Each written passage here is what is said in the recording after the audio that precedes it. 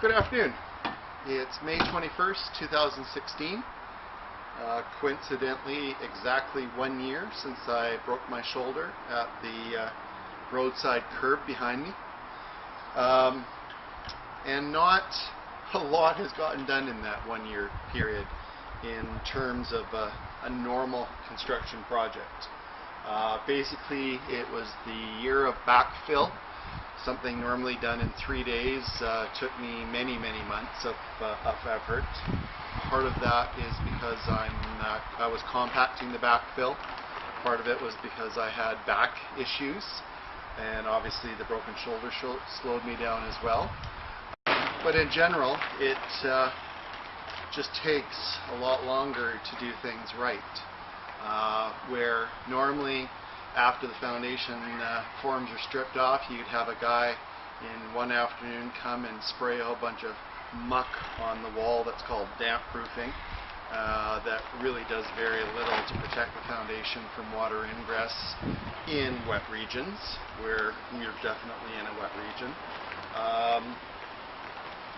To the point that normally an excavator just takes the muck on site and throws it up against the foundation wall without any effort to backfill, without any effort to ensure that the soil is dry. Getting a little rambunctious here. And you end up with pockets, you end up with voids. The most important thing is over time you end up with settlement up against the house for the first 4 to 6 feet. And in most cases, houses are built really quickly, and so the sidewalks are put down before that settlement has had a chance to really settle itself out. And as a result, you end up with sidewalks sloping towards the house, and water then, every rainstorm, flowing up against the foundation. So you end up with an even higher risk of water ingress into the foundation. So today, though, we're going to show you the raising of a wall. I've got my first wall finished. Of course, I picked the wall that is the longest, heaviest, most complicated in the entire house as the wall I would start on. I've got my living room window here, the French door to the side yard, the dining room window, and in the back you'll see the door and coupled window to the office. I'm using a Klondike wall jack. This is considered what's called a wall jack, and you just basically jack up the wall, and it allows a very large wall to be lifted without any significant labor, which obviously I'm one person. Something this size I'd need 6 or 7 people to lift into place.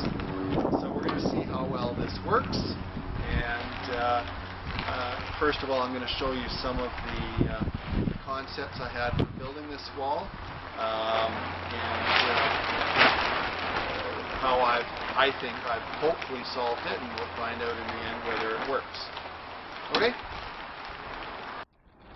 One of the issues with having a safer homes design where the floor level is flush with grade is that you end up with a 6-inch concrete stub above the floor due to the building code's requirements that the foundation extends above grade by 6 inches to protect the wall assembly from wetting from the ground. Obviously a good idea. So in this case, where my floor assembly is dropped down the side of the foundation, I've got this logistical issue of how to get a wall on top of that, and especially on top of the anchor bolts. So what I've come up with, and hopefully it's going to work, is I have these ramps, I'll call them, that go from my building platform down. That prevents the wall from falling inside of the foundation wall. And then during one sleepless night, figured out that I also had a problem that the wall could just skid down the ramp past the wall entirely and end up in the insulation or in the dirt. So I fabricated these stops that are just put in with a forming nail on top of some blocks that are attached to the structure. And so when the wall is in place, I'll just undo that nail and then pull this whole assembly out from underneath the wall. Now the reason I've got two blocks stacked on top of it is it's going to be pretty hard to ensure that my pre-drilled anchor bolt holes line up with the anchor bolts. So what I've got, if you look down along here, I've got on every one of these stops a couple of blocks, and so the whole wall will sit above the level of the anchor bolts. I can shift the wall forwards and backwards until I'm lined up, and then I'll either just use the wall jacks or a heavy-duty farm jack to lift the wall in that specific area, remove the blocks, and then let the wall back down on top of the anchor bolts. That also lets me apply the sealant between the bottom plate and the top of the foam gasket. And you can see the white below the foam gasket. I've already sealed that foam gasket to the foundation with silicone caulking as well to form the beginning of my important air barrier. My air barrier will be exterior, so really that isn't necessarily needed, but I did want to back up just in case. What I'll have is a self-adhered membrane that'll go onto the sheathing that will come down and wrap, and I have to actually remove the rock salt here temporarily, but it'll wrap down over top of the torch-on membrane that I have put on the foundation walls. So that's the plan. We'll shortly see whether or not it is going to work. Wish me luck. So this Klondike wall jack, as I mentioned earlier, took a little bit of effort to figure out. There isn't a lot of instructions. There's no pictorial instructions, and the written instructions leave a little bit to be desired. So it took a little bit to figure out where exactly the 2x4 went. So this will be posted on my YouTube channel, and hopefully it'll help out some others. The other important thing to note is that you cannot lower the wall assembly. It only climbs, it does not go down. And so you can see where I've learned that the hard way and had to bash on it pretty good to get it to release so I could lower the wall after doing a previous test.